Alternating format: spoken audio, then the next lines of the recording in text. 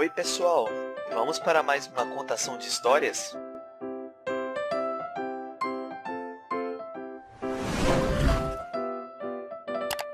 Cinderela e outras histórias.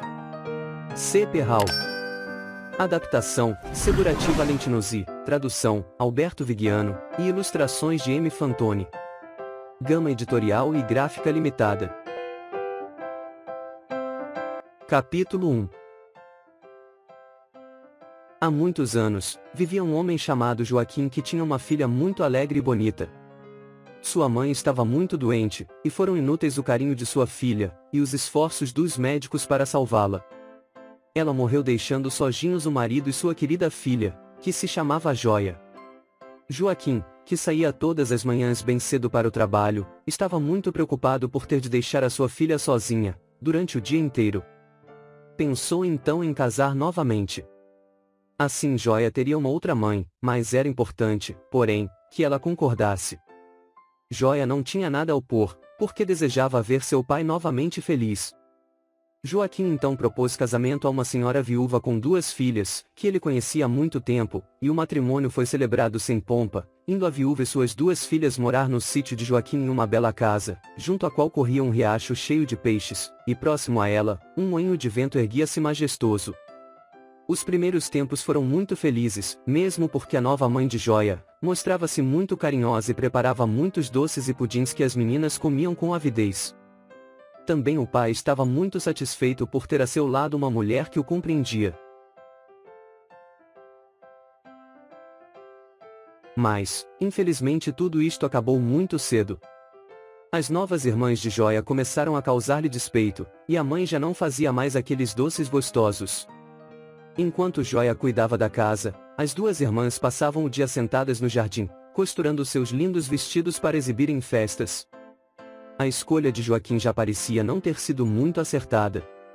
Joia limpava a casa, lavava toda a roupa, arrumava as camas e ainda dava comida aos animais. Seria possível que existissem no mundo pessoas tão pouco prestativas?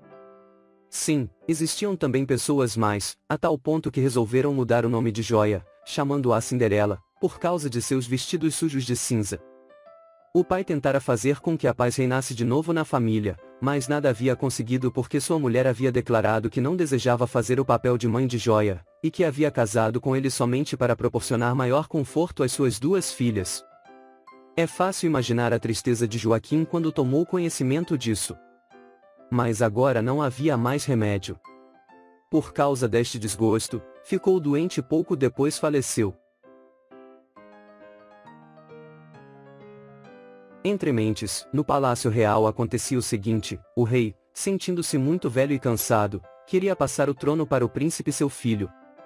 Mas só podia fazê-lo se este antes se casasse, e tivesse um herdeiro.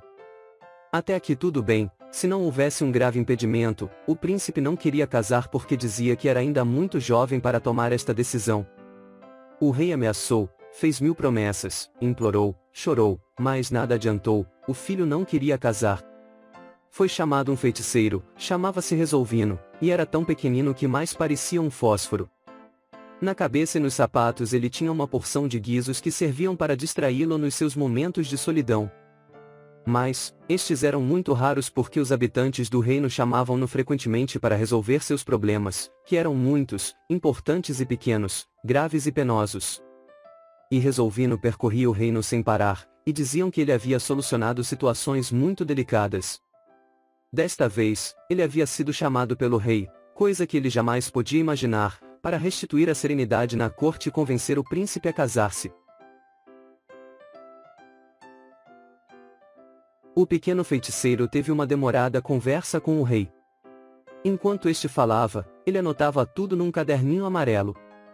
E o rei, intrigado, perguntou-lhe o que era que ele estava anotando, porque habitualmente os feiticeiros usam varinhas mágicas ou filtros de amor. O rei nunca vira uma coisa tão extravagante por parte de um feiticeiro. Ele respondeu que nem sempre a varinha mágica resolve os problemas.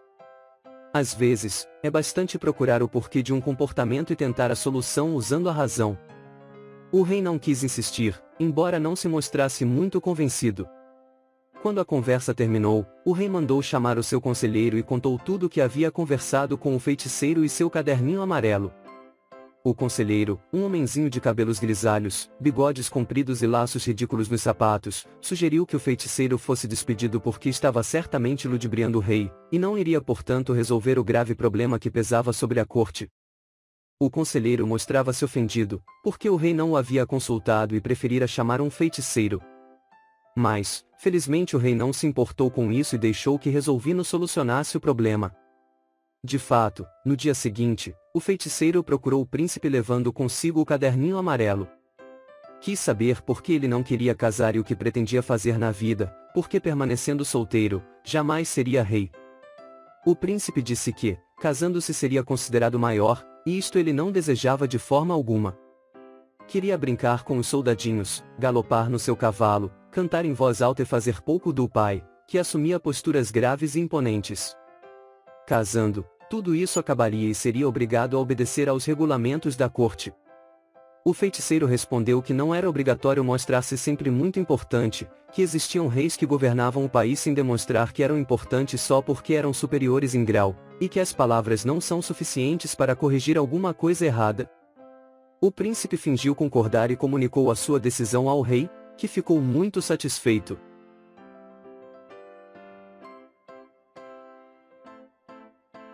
Começaram logo os preparativos para a grande festa na corte. Nela o príncipe deveria escolher a sua futura esposa. Naquela época, era o homem exclusivamente, que escolhia a mulher, e acontecia que havia casamentos somente entre pessoas da mesma condição. O rei, então ditou ao escrivão uma proclamação que seria lida em voz alta na praça principal de todas as cidades do reino. O rei anuncia com grande alegria que o príncipe, seu filho, decidiu casar, e a noiva será escolhida no decorrer de uma grande festa, a ser realizada na corte no próximo sábado, às 21 horas. A esta festa deverão comparecer todas as bonitas jovens de família nobre ou que possuam um dote considerável. Haverá ricos prêmios. Estará presente o feiticeiro Resolvino que fará números de mágica. Naquela época não havia correio e as notícias eram espalhadas pelos arautos.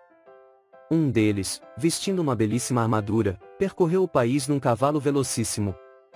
O povo, ao ouvir o galope do cavalo, saía de suas casas, corria para a praça principal da cidade, onde o arauto lia em voz alta, e sempre montado no seu cavalo, a proclamação real.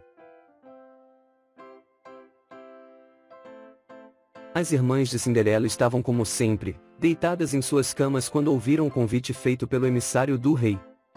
Pularam da cama e avisaram a mãe que não perderiam de forma alguma esta festa, porque sendo as mais belas da vizinhança, o príncipe iria certamente escolher uma delas. Começaram a costurar lindos vestidos com uma fazenda caríssima, comprada na melhor loja da cidade. Também a mãe, vaidosa, preparou-se para a festa, mas ficou muito ridícula com uma pluma na cabeça. Cinderela, como sempre, era empregada doméstica, e com linha e agulha dava os últimos retoques nos vestidos das irmãs e da mãe. Naturalmente, ninguém havia indagado se ela queria comprar alguma fazenda para confeccionar um vestido, e com ele comparecer à festa. Um dia ela resolveu perguntar se podia ir à festa na companhia das irmãs. Recebeu como resposta que, vestida de trapos, ela seria certamente expulsa da corte.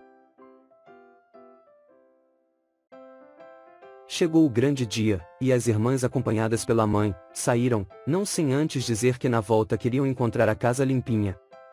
Cinderela ficou muito triste com muita raiva, sentou junto à lareira e começou a chorar. O que fizera de errado para receber somente prepotência e maldade? De repente, à sua frente apareceu uma senhora vestida de maneira um pouco estranha. Tinha um chapéu com muitas estrelas e parecia uma fada. "Quem é a senhora?" perguntou. "Sou uma fada, estou vendo que estás em dificuldade e quero ajudar-te. Irás à festa e gostarás muito dela." A fada pediu a Cinderela que fosse no pomar e escolhesse uma bela abóbora. Com uma leve batidinha, saiu dela uma porção de ratinhos. Imaginem o espanto de Cinderela que jamais vira uma fada, e muito menos uma abóbora contendo ratinhos. Mas a fada sorriu e ela não ficou mais tão preocupada. Toque, toque, toque, e a abóbora transformou-se em uma esplêndida carruagem toda de ouro, e em lugar dos ratinhos apareceram 6 belíssimos cavalos de crina longa e pelo luzídio. Cinderela não soube resistir a tanta beleza e abraçou a fada, que lhe disse fazer tudo isso com grande prazer porque quem tinha direito de casar com o príncipe era ela, e não as suas irmãs malvadas e antipáticas. Dito isso, pousou a mão em Cinderela, e esta ficou elegantemente trajada com um vestido de seda azul marinho. Agora subirás na carruagem e irás ao palácio real. És tão bela, que o príncipe olhará somente para ti, e dançará durante toda a noite contigo. Estás tão diferente que ninguém reconhecer-te-á. O único problema é o seguinte. À meia-noite em ponto deverás abandonar a festa porque a esta hora o encanto terminará, e voltarás a usar o teu vestido de trapos. Agora vai, e que sejas feliz. Capítulo 2. Cinderela embarcou na carruagem e esta saiu na direção do Palácio Real. Era conduzida por um cocheiro muito elegante, com um chapéu vermelho, um casaco de veludo vermelho, calça verde e botas pretas de cano longo. Fazia muito frio e Cinderela tremia. Felizmente a fada estava sempre por perto, apareceu e lhe entregou uma estupenda mantilha de plumas de passarinho, muito aconchegante e de um calorzinho delicado. A carruagem parou diante do portão do Palácio Real.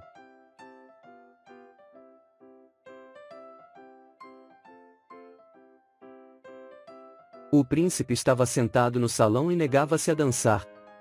Nenhuma jovem era de seu agrado, e denotava uma grande tristeza. Estava pensando em dizer a todos que não queria mais casar. Quando Cinderela entrou no salão, fez-se um silêncio sepulcral. Todos olhavam para ela maravilhados. Também o príncipe ficou encantado e levantou-se para convidá-la para uma dança.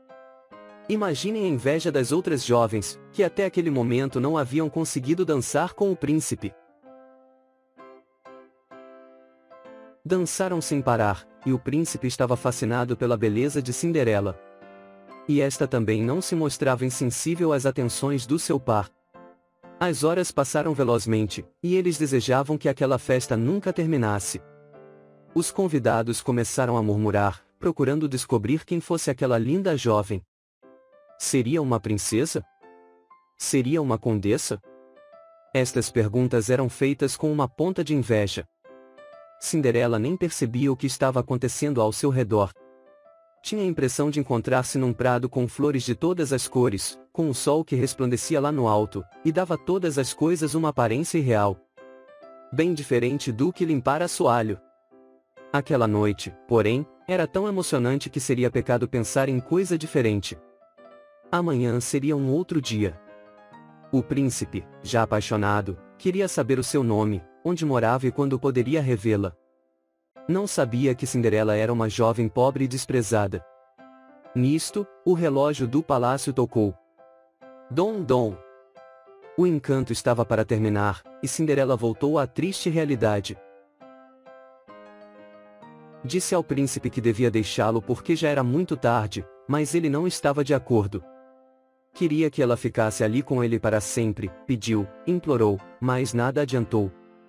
Ela havia feito uma promessa à fada e queria mantê-la. Não tinha mais tempo a perder. Saiu do salão correndo, desceu correndo as escadarias, e o príncipe custava a segui-la. Na pressa, perdeu um sapatinho, mas não parou para apanhá-lo. O príncipe encontrou-o, e triste com a fuga de Cinderela, ordenou que a festa terminasse. Capítulo 3.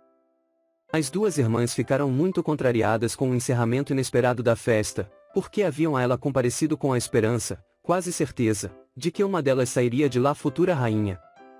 Odiaram aquela jovem que havia fascinado o príncipe, a tal ponto que ele não olhara nenhuma vez para elas. A mãe, que via as suas filhas tão lindas como pérolas, disse que certamente o príncipe esqueceria logo aquela jovem, e iria procurá-las. Entretanto, Cinderela havia voltado à sua vida costumeira. Pela manhã, com o vestido rasgado e descalça, ia apanhar água no poço, acompanhada pelos seus melhores amigos, os animais. Sabemos que as pessoas que alimentam os animais são muito queridas por eles, e ela era a única pessoa da família que levava comida para o patinho e o ganso. As duas irmãs continuavam a maltratá-la, mesmo porque se parecia muito com aquela jovem pela qual o príncipe se apaixonara.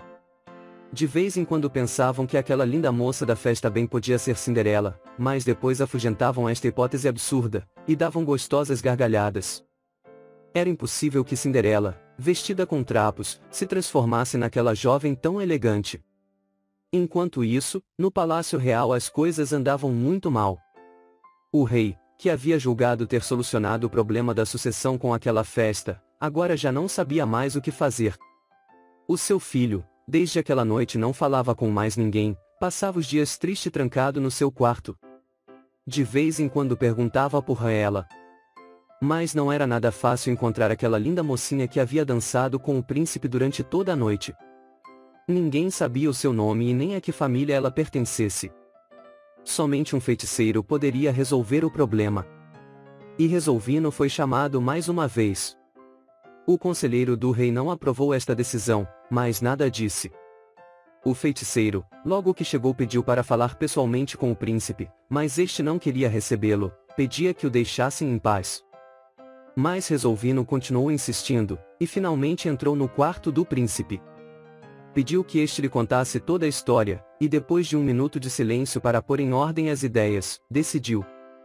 Era necessário levar o sapatinho por toda a cidade, e experimentá-lo em todas as jovens que nela moravam.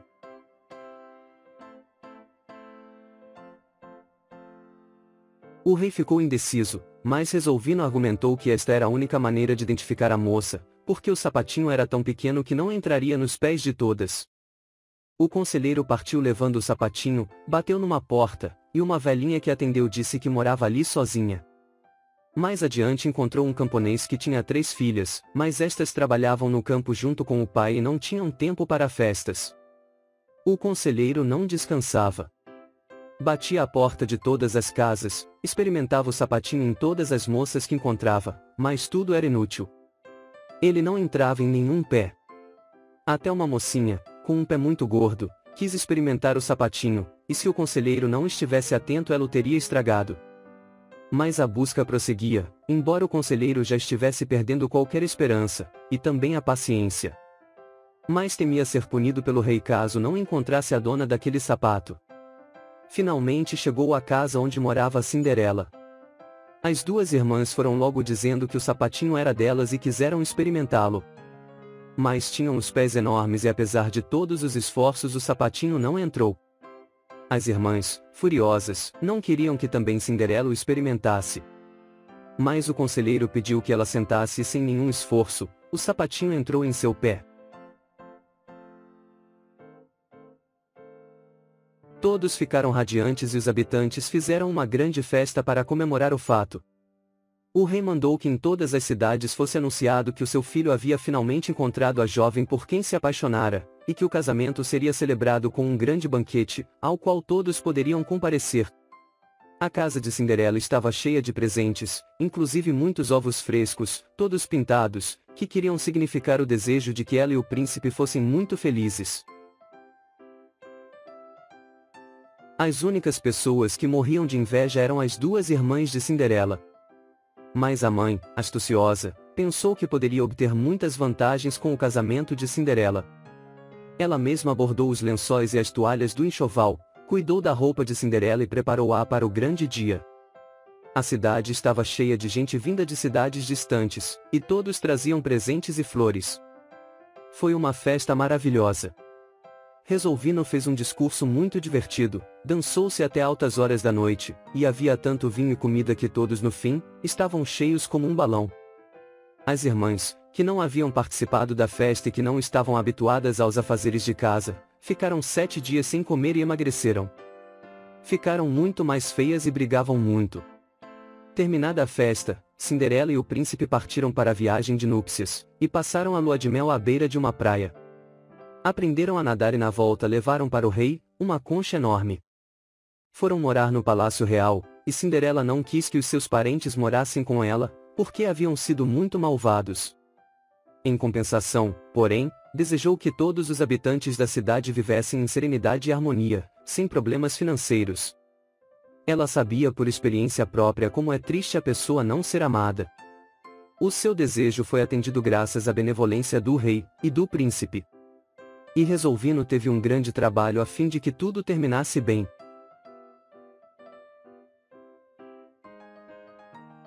O rei, velho e cansado, entregou o trono ao príncipe e pouco depois faleceu com grande pesar de todo o povo, porque era um homem bom. As duas irmãs foram pedir perdão a Cinderela, que foi irremovível. Ela e o príncipe não tiveram filhos, mas na cidade havia muitas crianças com as quais ela passava o dia inteiro, cuidando delas e fazendo com que se divertissem a valer. Esta história deve ensinar a todos os meninos que devemos respeitar as pessoas e ajudá-las no que for possível, porque só assim poderemos viver em paz e harmonia, como fizeram Cinderela e o seu príncipe, que viveram muitos anos felizes e contentes. Fim. Ilustrações de Antônio Vaz. A Leoa e a Ursa. Mamãe Leoa perdera seu filho, morto por um caçador. Inconsolável, a leoa dava urros horríveis que ecoavam por toda a floresta, deixando todos assustados durante o dia e sem dormir a noite toda. Ninguém tinha mais um pingo de tranquilidade, pois todos sabiam o que a rainha da floresta era capaz de fazer quando estava nesse estado. Mesmo com pena da leoa, ninguém se atrevia a visitá-la para lhe levar uma palavra de consolo. Finalmente, cansada de tanto barulho, sua vizinha comadre Ursa foi vê-la.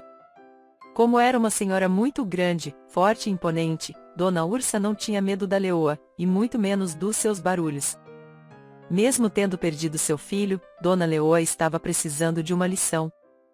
Sendo recebida com grunhidos e lamentos, Dona Ursa não perdeu tempo e foi logo dizendo: "Escute aqui, comadre, sei que você perdeu seu filho. É muito triste, mas já faz muito tempo, e suas lamentações estão deixando todos os habitantes da floresta com os nervos em pandareco. Ninguém consegue sair tranquilo de dia nem dormir à noite. Como é? Vamos parar com esses exageros? Perdi meu filho. Pouco me importa o resto. E você é muito atrevida em vir aqui dizer-me essas coisas. Atrevida ou não, tenho umas perguntas a lhe fazer. Você se lembra de todos os animais que você comeu até hoje? Não sabe que todos eles também tinham mãe? Sei sim, e eu com isso. Se elas depois de algum tempo pararam de lamentar a morte dos filhos e se calaram, por que você não faz o mesmo? Calar-me? Eu? O que me diz você, ursa desgraçada? Não vê que terei de sofrer uma velhice triste e dolorosa? E quem lhe obriga a condenar-se assim? Ai de mim, foi o destino que quis assim. Todos mais cedo ou mais tarde dizem isso, replicou Dona Ursa. Mas esta é a vida. E é melhor ir se consolando e parar de amolar a vida da floresta. A ursa deu meia volta e saiu sem dizer mais nada, deixando a leoa calada e sem saber o que pensar.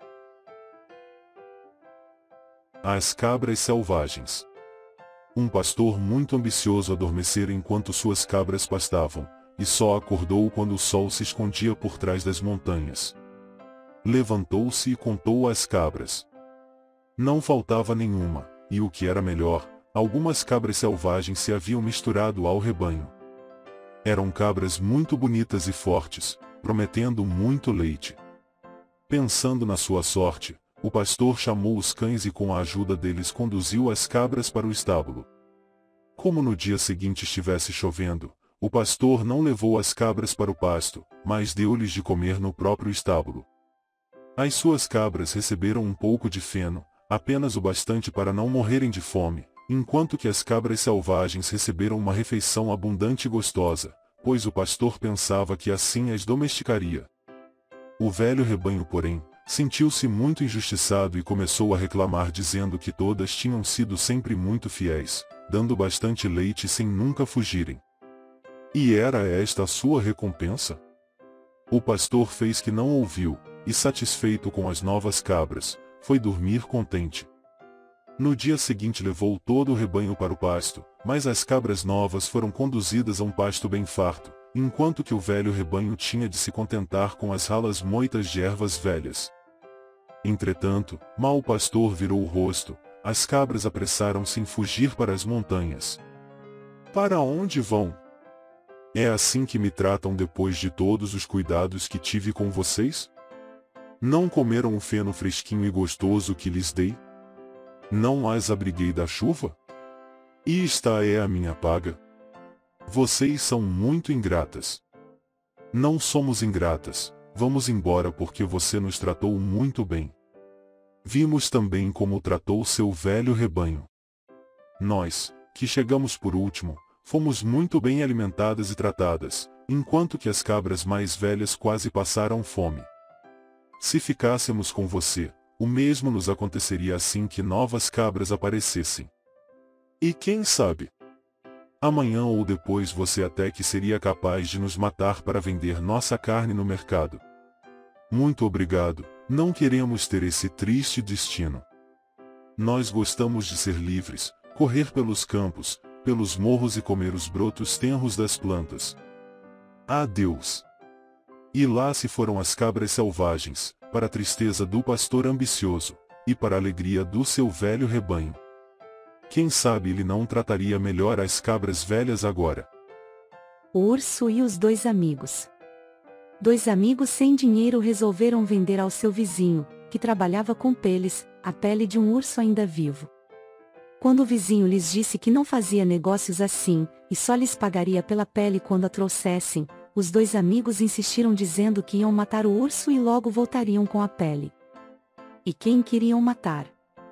Justamente o rei dos ursos, e o comerciante de peles ficaria rico, pois o urso era tão grande que poderia forrar 2 casacos com sua pele.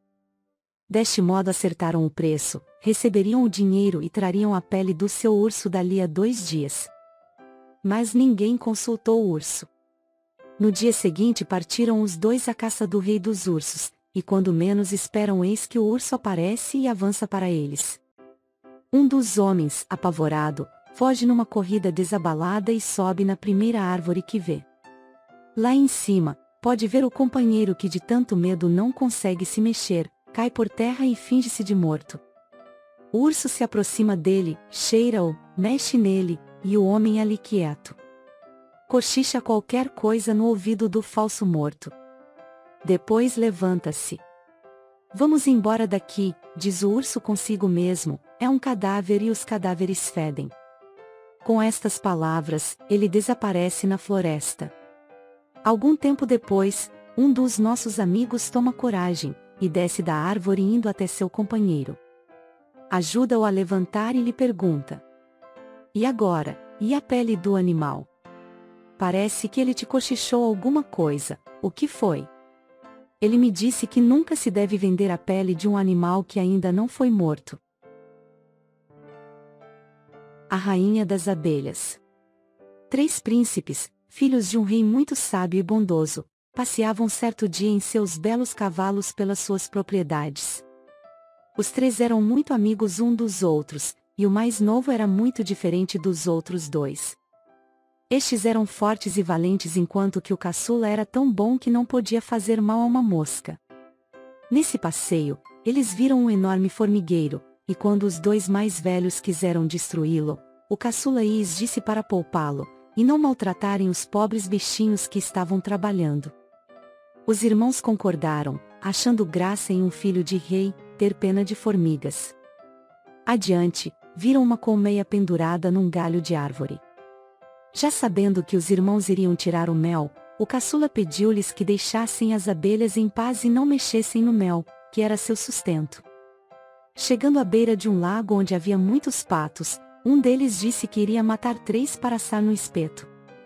Mais uma vez o caçula impediu isso dizendo que eles haviam acabado de pôr ovos, e sem os pais os ovos não chocariam. O irmão mais velho aborreceu-se com isso e reclamou: queres que passemos fome? Se não formos nós, outros os caçarão e comerão. Por favor, deixe-os em paz. Você não se arrependerá, insistiu o caçula. Tanto fez que conseguiu convencê-los.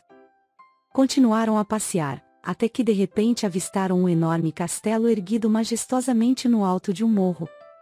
Era a primeira vez que o viam. Aproximaram-se dele, bateram à porta e foram recebidos por um homenzinho. Pedindo hospitalidade, os 3 foram bem acolhidos, mas o homenzinho escreveu num quadro negro: sou mudo mas ouço bem. Este castelo é encantado, e só um filho de rei pode desencantá-lo. Mas terá que passar por 3 provas. Achar as pérolas da princesa espalhadas pelo parque, achar a chave do castelo da filha do rei que está no fundo do mar. A terceira prova só saberão depois que passarem por estas duas. Mas quem tentar e falhar, será transformado em pedra. O mais velho foi o primeiro a tentar, e 3 dias depois o homenzinho anunciou que ele fora transformado em estátua de pedra. Os 2 irmãos lamentaram muito, mas o homenzinho escreveu no quadro que se um deles conseguisse passar pelas provas, o outro voltaria à vida. O caçula então resolveu tentar, mas seu irmão insistiu que ele o faria primeiro. Dali a 3 dias o homenzinho anunciou ao caçula que seu irmão também se transformara em pedra. O caçula então anunciou que se submeteria às provas, e perguntou ao homenzinho quantas pérolas eram e onde foram perdidas. São 100 pérolas e perderam-se perto de uma árvore com mais de 1000 folhas. Vai e boa sorte. O caçula foi ao parque e por mais que procurasse não achou sequer a árvore. Terminava o dia e ele ia voltar para o castelo, quando viu uma fila de formigas vindo em sua direção, cada uma delas trazendo uma pérola. Eram as 100 pérolas, e o jovem agradeceu a bondade das formigas, mas estas responderam: Nós é que agradecemos, pois você nos salvou a vida. Agora vá, outra prova o espera e estamos certas que você terá êxito. Feliz, e cheio de esperança, o jovem foi até o mar, e enquanto pensava no modo de ir até o fundo buscar a chave, um bando de patos voou em sua direção. Um deles pousou aos seus pés e deixou cair no chão uma chave de ouro.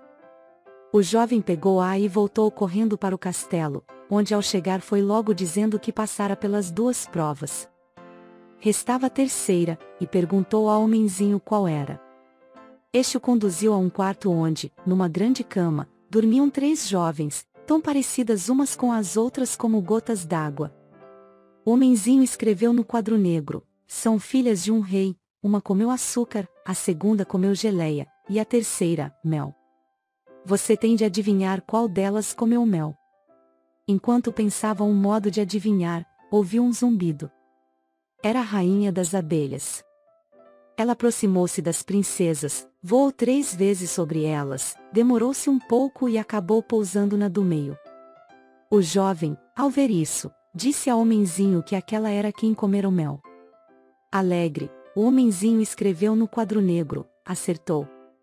Vá chamar seus irmãos e depois acorde as princesas. Elas ficarão muito felizes em casar com vocês 3.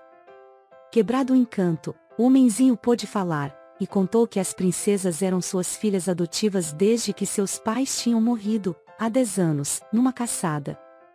Se 11 anos se passassem, sem que 3 príncipes de bom coração viessem desposá-las, ele não poderia mais cuidar delas. Após as festas do casamento, os 2 irmãos mais velhos deram de presente ao caçula e sua esposa 3 presentes, uma formiga, uma pata e uma abelha, todos feitos em ouro, e cravejados de brilhantes. E assim terminou a história, com todos vivendo felizes para sempre. Pele de asno. Era uma vez um rei muito poderoso e amado pelo seu povo, respeitado pelos reis vizinhos e pelos seus aliados. Era muito feliz porque se casara com uma mulher muito bela e graciosa que pouco depois lhe deu uma filha tão linda, que os pais não quiseram mais nenhum filho. No palácio reinavam o luxo, a fartura e o bom gosto, seus ministros eram competentes, os cortesãos eram virtuosos e a criadagem era fiel. Suas cavalariças guardavam os mais belos corcéis do mundo. Mas no meio desses majestosos cavalos estava um velho burro com suas enormes orelhas, e este privilégio lhe fora dado porque todas as manhãs o burro evacuava moedas de ouro e pedras preciosas que um criado especial vinha recolher e levar ao rei. Certo dia, a rainha adoeceu seriamente e ninguém, no reino ou de qualquer outro lugar, conseguia descobrir a doença e como curá-la. Sentindo aproximar-se a hora da morte, a rainha chamou o rei e lhe disse que se ele um dia quisesse casar novamente, deveria prometer que só o faria com alguém mais bela que ela. Com a morte da esposa, o rei sentiu uma dor profunda que somente o tempo, o melhor remédio, conseguiu curar em parte. Num belo dia, os pares do reino falaram com o rei sobre a necessidade de casar-se de novo, pois o país precisava de um príncipe herdeiro. O rei então lhes falou da promessa feita à sua falecida esposa. Começaram a chegar as candidatas, mas nenhuma conseguia ser mais bela que a ex-rainha. Sua filha, porém, estava cada vez mais linda, era tão mais bela que sua mãe que o rei decidiu casar-se com ela, coisa que na época era permitida por lei. A princesa não gostou da ideia e tentou dissuadir o pai dessa intenção, mas inutilmente. A princesa falou então com sua fada madrinha, que lhe disse ser muito ruim casar-se com o pai. E ensinou-lhe um modo de adiar esse destino. A princesa então diz ao pai que só se casará com ele se ganhar um vestido da cor do ar. Quando este fica pronto, ela diz que mudou de ideia e quer um da cor do sol. E assim, toda vez que um vestido ficava pronto, ela mudava de ideia e queria outro ainda mais difícil de fazer. Vendo que não tinha jeito de mudar a ideia do rei em casar-se com sua afilhada, a fada madrinha sugeriu que ela pedisse a pele de asno. Muito a contragosto, o rei concordou e mandou matar o velho animal e deu sua pele à filha. Vestida com essa pele, que a deixava invisível, a princesa pôde fugir. Depois de muito andar chegou a uma bela cidade, onde arranjou um emprego de guardadora de porcos. Vestida com a pele de asno, a aparência da princesa era muito desagradável. Certo dia, ela resolveu tirar a pele e vestir-se com o belo vestido cor-de-sol que trouxera consigo, mas não quis sair do seu quartinho, embora fosse dia de festa. Mas o príncipe, um belo e guapo rapaz, estava passeando pelos arredores e entrou num corredor escuro ao fim do qual havia uma porta fechada.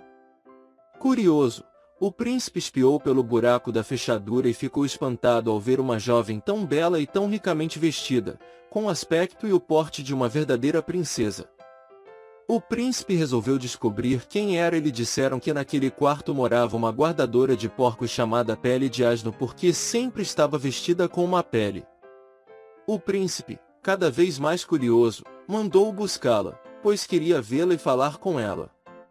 Como ninguém a trouxesse, o príncipe voltou muito aborrecido para seu castelo e naquela noite caiu doente com uma febre muito alta. Após tentar, a rainha sua mãe conseguiu que ele lhe dissesse a razão. Num fio de voz o príncipe disse que queria comer uma torta feita por pele de asno e que esta levasse para ele ainda quente. Apesar do absurdo do pedido e do estranho nome da moça, a rainha concordou e mandou que descobrissem quem era essa pele de asno, e que ela fizesse e trouxesse a torta ainda quente. Quando Pele de Asno fazia a torta, um anelzinho que usava, pois ela se vestira de princesa para fazer a torta, caiu dentro da massa sem que ela visse. Quando a torta ficou pronta, ela vestiu novamente a pele de asno e foi levar a torta ao príncipe. Ao comer avidamente a torta, o príncipe mordeu o anelzinho, parou de comer e pôs-se a examinar a bela esmeralda da joia. Certo de que a princesa que vira pelo buraco da fechadura era dona do anelzinho, disse à sua mãe que se casaria com aquela em cujo dedo coubesse aquele anel. Muitas foram as jovens princesas que vieram experimentá-lo, mas ele não servia em nenhuma delas. A única pessoa que não o experimentou foi Pele de Asno, disse o príncipe. Quero vê-la. Apesar das insistências dos presentes para que não o fizesse, o príncipe se manteve firme e exigiu que a trouxessem para experimentar o anel. Quando Pele de Asno apareceu, o príncipe lhe perguntou se o quartinho do fundo do corredor era o seu.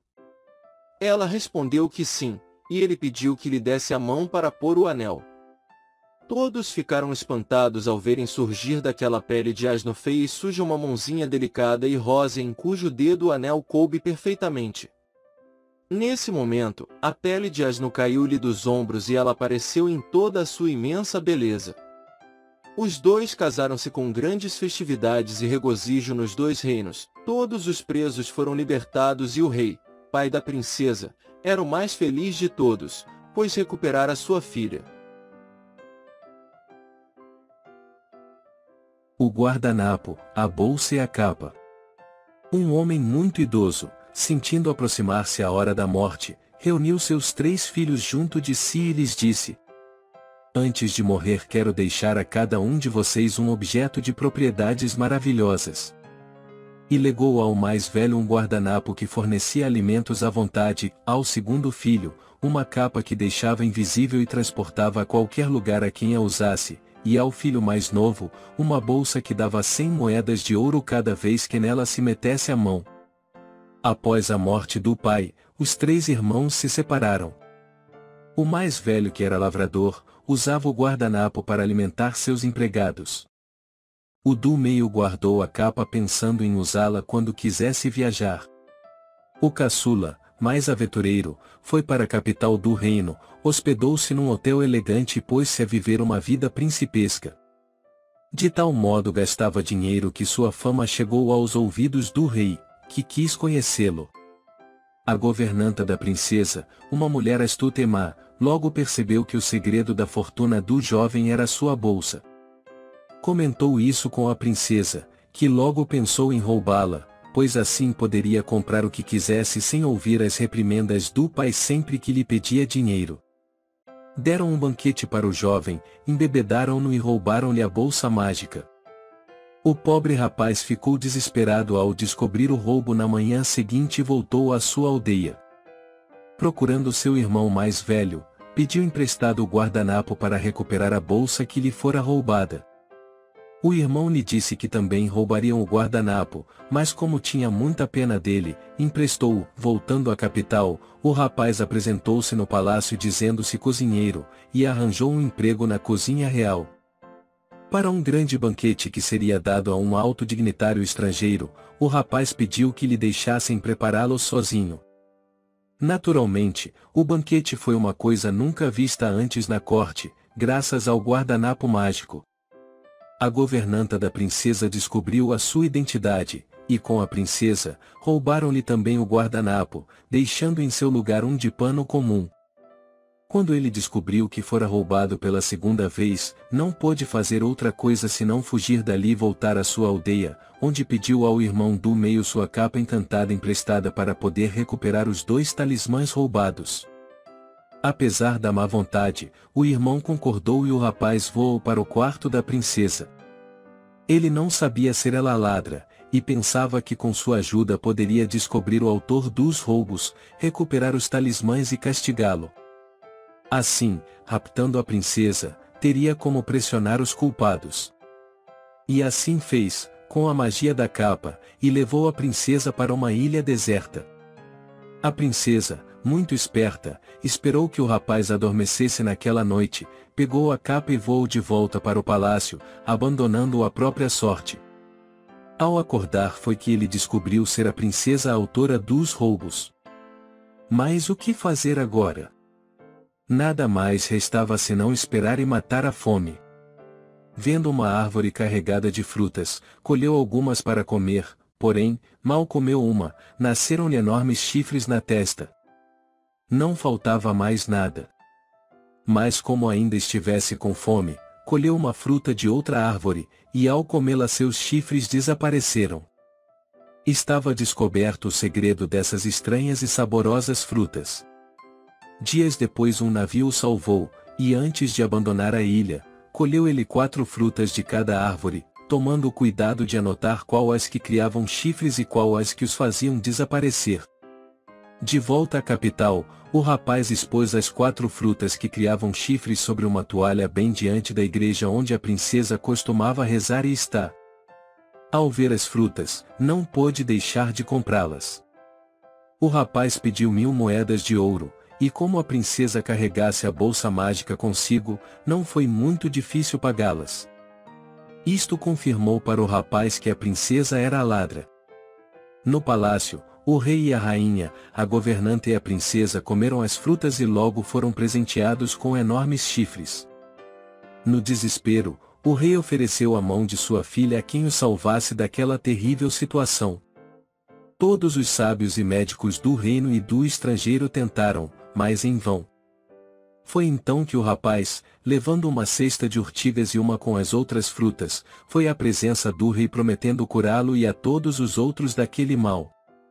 O rei concordou e o rapaz fê-lo sofrer horrivelmente com emplastos de urtiga até que finalmente o fez comer a fruta, curando-o. Depois foi a vez da rainha passar pelo mesmo tratamento. Em seguida a governanta, cuja cura demorou muito mais, e por último a princesa, a quem ele não poupou os emplastos de urtiga até deixá-la toda cheia de dores por dias sem fim. Então, ele pediu que chamassem um padre para que ela fizesse a confissão, pois parecia que ela não sobreviveria ao tratamento, e disfarçando-se no padre obteve ele próprio a confissão da princesa. Apavorada, ela lhe entregou os 3 talismãs, depois do que o jovem lhe deu a fruta para comer, curando-a dos chifres. Foi então que lhe revelou a verdadeira identidade, deixando a princesa mortificada. O rei, cumprindo sua promessa, deu-lhe a mão da princesa em casamento, mas ele recusou dizendo: "Conheço muito bem essa mulher, prefiro que Vossa Majestade me dê 3 caixas cheias de ouro e pedras preciosas como recompensa." Tão apavorado estava o rei com aquele estranho rapaz que não pensou 2 vezes. Voltando à sua aldeia, o rapaz deu uma caixa de ouro ao irmão mais velho, outra com pedras preciosas ao que lhe emprestou a capa, e a 3ª caixa de ouro foi distribuída entre os pobres da aldeia. Feito isto, ele voltou a viajar, mas desta vez com muito mais cuidado e moderação nos gastos. A lição fora bem aprendida. O cão de guarda. Um certo homem tinha um cão que lhe guardava a casa todas as noites, embora não recebesse dele senão migalhas ou um pouco de batata e um pão duro. Uma noite, muito cansado e com muita fome, o cão adormeceu à porta da casa do dono e sonhou que morava numa casinha muito bonita, e com todas as coisas gostosas deste mundo. Presuntos, queijos, ossos muito gostosos para roer. Sua cama não era o chão, mas um confortável colchão de plumas. Enquanto sonhava, sentiu que algo lhe tocava o corpo. Acordou logo e percebeu que era o lobo que nas últimas noites vinha rodeando a casa, e talvez estivesse querendo pegá-lo de surpresa e comê-lo. "Mas o que é isto, compadre?" indagou o cão. "Estás querendo me comer? Não vês que sou pele e ossos apenas? Tens ainda um pouco de carne e dá para me satisfazer. Vou comer-te assim mesmo." O cão, muito esperto, mandou que ele esperasse alguns dias, pois seu patrão estava para casar-se e nas festas ele comeria a fartar e engordaria um bocado. Então ele se deixaria comer pelo lobo, pois já estava cansado de viver. O lobo se convenceu e achou que era melhor esperar mesmo. Quando o lobo desapareceu, o cão pôs-se a latir para chamar o dono. Este apareceu e, vendo a aflição do seu cão, logo percebeu que o lobo devia andar por ali. Realmente achou as pegadas do animal e, comovido com a fidelidade do seu cão, arrependido por tratá-lo tão mal, deu-lhe para comer uma deliciosa sopa. Daí por diante, temeroso de que o lobo lhe causasse algum mal, passou a deixar o cão dormir dentro de casa. No dia do casamento, o cão foi presenteado com um belo pedaço de carneiro assado e a jovem esposa do seu dono afeiçoou-se de tal modo a ele que pediu ao marido para deixá-lo dormir sempre dentro de casa, dizendo que se sentia mais tranquila e segura com ele por perto. Deste modo, o que o cão sonhara naquela noite tão distante estava se tornando realidade, e ele praticamente esquecera a promessa feita ao lobo. Terminado o prazo, este apareceu para cobrar a promessa. Não vendo o cão, começou a chamá-lo. "Oi, compadre cão. Você ainda se lembra da promessa? Está mais gordo agora?" O cão apareceu na janela da casa sentindo-se muito seguro, pois a porta da casa estava fechada com fortes correntes. "Quem está me chamando?" "Quem? Ora, sou eu, o lobo. Vim buscar um pedaço do seu lombo para meus filhotes. Você não está mais gordo? Vamos, apresse-se, pois já rompe a madrugada e meus filhotes estão com fome." O cão abriu a boca num enorme bocejo, olhou as estrelas por algum tempo e depois respondeu: "Ó, meu caro compadre lobo, desculpe-me, mas você vai ter de desistir do seu jantar e desaparecer daqui. Se voltar será perigoso para você, pois meu patrão está de guarda e pretende matá-lo para vingar as galinhas que você andou roubando no ano passado. Agora, boa noite e lembranças aos filhotes." Espumando de fúria, o lobo foi embora. O cão, abrindo outro largo bocejo, fechou a janela e foi enroscar-se aos pés da cama onde dormiam seus patrões. Os três gigantes. Há muitos anos, numa aldeia pequena e distante, vivia uma família numerosa e muito pobre. O pai, embora trabalhasse horas a fio todos os dias, mal conseguia ganhar o bastante para sustentar a todos. Por isso, os dois filhos mais velhos também tinham de pedir esmolas, além de ajudar no serviço da casa. Certa vez, quando andavam a pedir esmolas, chegaram a uma floresta misteriosa sobre a qual corriam muitas lendas. O mais velho dos dois sentiu um arrepio, mas não disse nada para não assustar seu irmão. Tomé, o mais moço, pediu para que saíssem dali, pois a floresta dava medo e era ali que moravam os gigantes de que lhes falará tanto a avó. Tomás, o mais velho, respondeu que a avó não sabia de nada e que era tudo bobagem dela. Mesmo assim, ambos sentiam medo e à medida que se embrenhavam na floresta, as árvores tornavam-se mais altas e copadas. De repente, a terra tremeu sob as passadas de alguma coisa muito grande. Apavorados, os dois ocultaram-se atrás da raiz de uma gigantesca árvore e viram aproximar-se três gigantes altos como montanhas. Eram horrendos. O que vinha diante dos outros tinha um só olho, enorme e redondo, no meio da testa. Os dois outros tinham a órbita vazia, pois os três compartilhavam de apenas um olho. Os gigantes pararam e o primeiro disse que estava sentindo cheiro de criança. Os meninos, aterrorizados, procuraram fugir, mas foram vistos pelo primeiro gigante. Este avisou aos outros dois e os três correram para o lugar onde estavam escondidos os meninos, mas Tomás conseguiu fazer com que o gigante tropeçasse. Tão grande foi o tropeção que o gigante desabou por terra e no choque seu olho saltou da órbita e caiu no chão. Com a rapidez de um raio, Tomás agarrou e, feliz com sua sorte, gritou para os gigantes dizendo que estes agora estavam nas suas mãos, pois seu olho estava com ele. Agora, vocês não podem mais assustar a ninguém, pois estão completamente cegos e perdidos. Apavorados com esse terrível destino, os gigantes imploraram-lhe para que devolvesse o olho e prometeram em troca 3 enormes sacos de ouro que estavam escondidos numa clareira no bosque, sob uma pedra. Tomás respondeu que se fosse verdade ele lhes devolveria o olho. E foi com o irmão até a clareira, onde verificou que os gigantes não haviam mentido. Afastaram a pedra e encontraram uma caverna onde havia muito ouro, prata e pedras preciosas. Tomás e o irmão encheram 3 sacos com as joias mais preciosas, e cumprindo sua palavra, Tomás voltou ao local onde os 3 gigantes cegos o esperavam e lhes devolveu o olho. Depois ele e o irmão pegaram os 3 sacos de riquezas e voltaram para casa. Daí por diante, o pai não teve mais de trabalhar desde a madrugada até o anoitecer, e os filhos não precisaram mais mendigar pela aldeia. Todos viveram felizes e na maior abundância para todo sempre.